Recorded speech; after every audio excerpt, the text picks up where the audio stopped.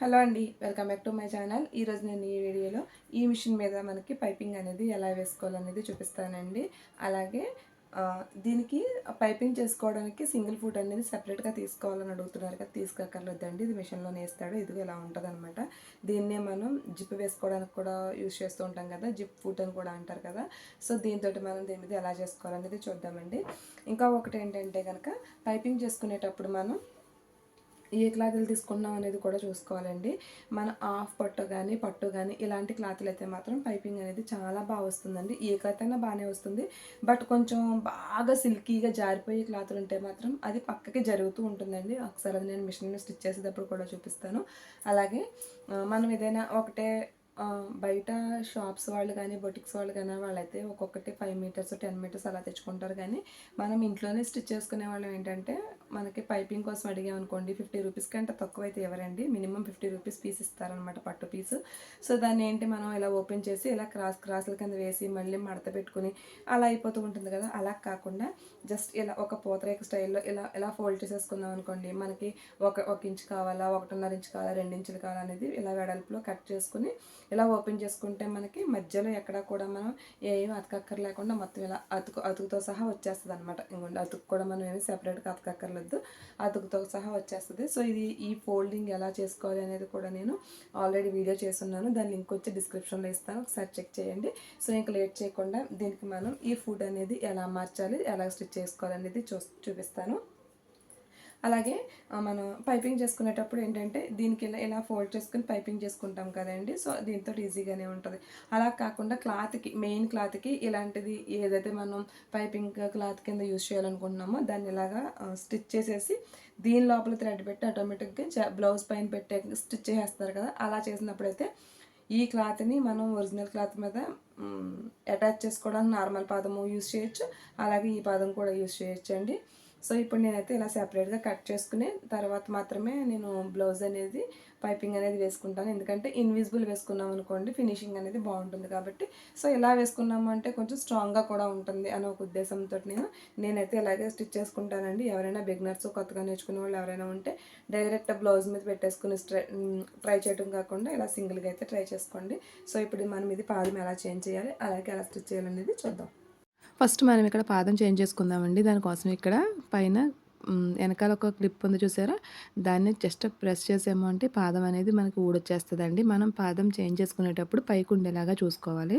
So ఇక్కడ చూసారా, దీనికి మధ్యలో ఒక చిన్న పిన్నిలా కనిపిస్తుంది కదా, దీన్ని మనకి మిషన్ దగ్గర చిన్న ఘాట్లా ఉంటుందండి. దాన్ని తిన్నగా పెట్టుకుని కనుక మనం సెట్ చేసుకున్నాము అంటే ఆటోమేటిక్గా ఇది కూడా మనకి పట్టేస్తుందండి. ఒకసారి చూసారా ఈ విధంగా మీరు ఒకసారి పెట్టి చూసుకుని ఒకసారి చెక్ చేసుకుని ఇలాగా సెట్ చేసుకున్నారు అంటే చాలా ఈజీగా అయిపోతుందండి. దీనికి నట్లిపి పని అయితే ఏమి ఉండదు అనమాట. సో ఇది ఒక్కసారి సెట్ అయిన తర్వాత జస్ట్ మీరు పైకి ఇలా లేపుకున్న తర్వాత ఒక్కసారి మీరు ఇలా చెక్ చేసుకున్నారనుకోండి, టైట్గా పట్టుకుని ఉంటుంది. అంతే, చేంజ్ చేసుకోవడం చాలా ఈజీ. సో ఇప్పుడు ఏంటంటే మనకి థ్రెడ్ అనేది కొంచెం బ్యాక్ సైడ్కి పెట్టుకోవాలండి. వన్ సైడే ఉంటుంది కదా దీనికి. ఇక్కడ మనకి ఇలా పెట్టుకున్న తర్వాత ఒక్కొక్క మిషన్కి మనకి ఒక్కొక్కలా ఉంటుందండి. వన్ సైడ్ పాదం అనేది ఒకలా ఉంటుంది కదా. సో ఈ మిషన్ దగ్గరికి వచ్చేసరికి మనకి రైట్ సైడ్కి ఉంటుంది. సో ఇలా మనం ఈ విధంగా అయితే ఫోల్డ్ చేసుకుని పెట్టుకోవాలండి. మనం ఇలా పెట్టుకునేటప్పుడు తాడు ఏదైతే ఉందో దాన్ని కొంచెం ఒక 1 ఇంచ్కి ఫ్రంట్కి ఉండేలాగా అయితే పెట్టుకోవాలి. ఇలా పెట్టుకున్న తర్వాత మనం ఇలా సెట్ చేసుకుని ఈ విధంగా మనం పట్టుకుని సమానంగా ఈ ఫింగర్స్ అనేవి మరీ దూరంగా కాకుండా మిషన్కి దగ్గరగా ఉండేలాగా మనం పెట్టుకొని స్టిచ్ చేసుకున్నాం అనుకోండి, ఆటోమేటిక్గా దానికి పక్కగా మనకి స్టిచ్ అయిపోతుంది. కానీ అలా స్టిచ్ చేసేటప్పుడు ఈ థ్రెడ్ మీద పడకుండా అయితే చూసుకోవాలండి. థ్రెడ్ మీద పడింది అంటే మళ్ళీ మనకి థ్రెడ్ మూమెంట్ అనేది ఉండదు. సో థ్రెడ్ పైకి పడకుండా ఆటోమేటిక్గా మనం ఇక్కడ స్పీడ్గానే చేసుకోవచ్చండి. ఎందుకంటే సైడ్గా మనకి ఆటోమేటిక్గానే స్టిచ్ అయిపోతుంది. సో చాలా ఈజీగా ఉంటుందండి. మనకి పట్టు అనుకోండి ఇలా స్ట్రైట్గా మనకి చక్కగా వెళ్తుందండి. అలా కాకుండా వేరే ఏదైనా క్లాత్ అనుకో, మీకు వీడియోలో చూపిస్తున్నాను చూసారా, అలా అటు సైడ్ రైట్ సైడ్కి ఇలా తిరిగిపోతుంది అనమాట సిల్క్ది అయితే. సో మనం సిల్క్ థ్రెడ్ అన్నది ఏదైనా, సిల్క్ క్లాత్ ఉన్నది ఏదైనా మనం స్టిచ్ చేసుకోవాలి అనుకున్నప్పుడు ఏం చేయాలి అంటే కనుక ఈ విధంగా మనం ఫస్ట్ యాజ్ డేస్గా ఇప్పటివరకు ఎలా చేసామో అలాగే చేసి ఈ బ్యాక్ సైడ్కి వెళ్తుంది చూసారా, దాన్ని మనం ఈ విధంగా చేత్తో పట్టుకుని ఇక్కడ కూడా ఈ మిషన్కి దగ్గరగా ఈ ఫింగర్స్తో పట్టుకుని ఆ బ్యాక్ సైడ్ దాన్ని ఈ విధంగా పట్టుకుని మొత్తం మీకు నేను వీడియోలో చూపిస్తున్నాను చూసారా, అలా బ్యాక్ సైడ్కి పట్టుకోవాలండి. పట్టుకొని కుట్టుకున్నామంటే అప్పుడు ఏ క్లాత్ అయినా సరే మనకి చాలా ఈజీగా నీట్ ఫినిషింగ్ తోటి ఈ పైపింగ్ అనేది రెడీ అవుతుందండి. చూసారు కదా, ఈ విధంగా పట్టుకుంటే మనకి చాలా నీట్గా వస్తుందన్నమాట. మీరు కొత్తగా నేర్చుకుంటుంటే 1.5 ఇంచు వెడల్పుతోటి క్లాత్ తీసుకోండి, పర్వాలేదు. మాకు కొంచెం ప్రాక్టీస్ ఉంది అనుకుంటే 1 ఇంచ్ తీసుకున్నా సరిపోతుంది. సో ఫైనల్గా మనకి ఈ థ్రెడ్ పైపింగ్ అనేది ఇలా రెడీ అయిపోతుంది. సో మీరు ఇప్పుడు దీన్ని ఏ విధంగా స్టిచ్ చేసుకోవాలో బ్లౌజ్కి అనేది కూడా చూపిస్తానండి. ఇక్కడ మనకి ఎక్స్ట్రా క్లాత్ అని చూసారా, అది మనకి ఎంత వెడల్పు కావాలో అంత వెడల్పు మామూలుగా కట్ చేసుకోవచ్చు. కానీ ఇక్కడ నేను ఇన్విజిబుల్ వేస్తున్నాను కాబట్టి అంత లోపలికే వెళ్ళిపోతుంది కాబట్టి కట్ చేయనండి, కొంచెం సపోర్టింగ్గా ఉంటుంది అన్న ఉద్దేశంతో. సో ఇక్కడికి వచ్చేసరికి బ్లౌజ్ పీస్కి మీరు ఈ విధంగా లైనింగ్ కింద పెట్టుకొని మధ్యలో పైపింగ్ పెట్టుకొని దానిపైన మళ్ళీ ఒరిజినల్ బ్లౌజ్ పీస్ పెట్టుకొని ఒక్కసారి ఈ మూడిటిని కూడా పాదం దగ్గర సెట్ చేసి స్టిచ్ చేసుకోవచ్చు.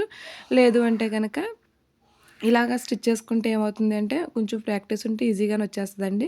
అలా లేదు మనకి ఫినిషింగ్ బాగా రావాలి అనుకుంటే కనుక ఫస్ట్ లైనింగ్ ఏదైతే ఉందో ఆ లైనింగ్కి రైట్ సైడ్ వైపున పెట్టుకుని మనకి కట్ చేసుకున్నప్పుడు మనం ఒక 1/4 ఇంచ్ వెడల్పుతోటి ఎక్స్ట్రా ఖర్చు కోసం కట్ చేసుకుంటాం కదండి, ఆ ఖర్చు కరెక్ట్గా 1/4 ఇంచ్ ఉండేలాగా చూసుకుంటూ మనం దీన్ని స్టిచ్ చేసుకోవాలి. ఇలా స్టిచ్ చేసేసుకున్న తర్వాత అప్పుడు మళ్ళీ దానిపైన ఒరిజినల్ క్లాత్ పెట్టి మళ్ళీ మనకి ముందు స్టిచ్ ఏదైతే ఉందో దానిపైన పడే విధంగా అనేది స్టిచ్ చేసుకోవాలండి. స్టిచ్ చేసుకున్నప్పుడు మనం ఇలాగ తీసేసుకుంటే కరెక్ట్గా స్టిచ్ అనేది మనకి ఎక్కడా కూడా ఎగుడు దిగుడు కింద కానీ లూజ్గా కాకుండా బాగా వస్తుందండి. చూసారు కదండి పైపింగ్ అనేది ఎలా చేసుకోవాలో, చాలా ఈజీగా చేసుకోవచ్చండి. సో నేను ఇది ప్యాచ్ వర్క్ బ్లౌజ్ అనేది ఒకటి స్టిచ్ చేసుకుంటున్నాను. సో ఇది వచ్చేసి ఇలా మనకి ఇన్విజిబుల్గా అనేది వేసుకోవచ్చు అనమాట. ఇలా వేసుకున్నాం అనుకోండి బ్లౌజ్ ఫినిషింగ్ అనేది చాలా బాగుంటుంది. అలాగే మళ్ళీ మనం ఇంకొకటి ఏంటంటే ఇక్కడ చిన్న టిప్ ఏంటంటే, మనం ఇలా స్టిచ్ చేసుకున్నప్పుడు ఇన్విజిబుల్గా వేసుకున్నప్పుడు ఏం చేస్తాము అంటే లోపలికి ఈ విధంగా అనేది వస్తుంది కదండి ఖర్చు అనేది. నార్మల్గా అయితే మనం ఏం చేస్తాము ఇక్కడ చిన్న చిన్న కట్స్ అనేది ఇస్తాం కదా. సో ఇలాంటి ప్యాచ్ వర్క్ బ్లౌజులకి ఇవి చిన్న చిన్న పీసులే కాబట్టి మనకి ఈజీగా అనేది తిరిగిపోతాయండి. సో అక్కడ మనం ఆ ప్యాచ్ వర్క్స్ దగ్గర చిన్న చిన్న కట్స్ అనేది ఇవ్వకూడదు. అలా కట్స్ ఇస్తే ఏమవుతుందంటే లూజ్గా అయిపోయి ఇక్కడ అంతా లూజ్గా వచ్చేసి ఫిట్టింగ్ అనేది అసలు కరెక్ట్గా రాదండి. సో ఈ ఒక చిన్న టిప్ అనేది ఏంటంటే మనకి ఇలాగా లోపల ఎప్పుడైతే కట్స్ ఇవ్వమో మనకి మీకు చూడడానికి తెలియట్లేదు కానీ ఇలా పట్టుకున్నప్పుడు స్టిఫ్గా ఉండి మనకి ఏంటంటే బ్లౌజ్ కట్టుకున్నప్పుడు ఫిట్టింగ్ అనేది బాగుంటుందండి. సో ఇది కూడా ఇప్పుడు నేను వేసుకున్నటువంటి ఈ బ్లౌజ్ మోడల్ ఏదైతే ఉందో సేమ్ అదే బ్లౌజ్ మోడల్, అదే సేమ్ మోడల్ బ్లౌజ్ అండి ఇది, కాకపోతే ఇది ప్లెయిన్ అనమాట. కదండి, మీకు ఇంకా అర్థమైందని అనుకుంటున్నాను. సో వీడియో ఎలా అనిపించింది అనేది కామెంట్ చేయండి. వీడియో నచ్చితే కనుక లైక్ చేసి షేర్ చేయండి.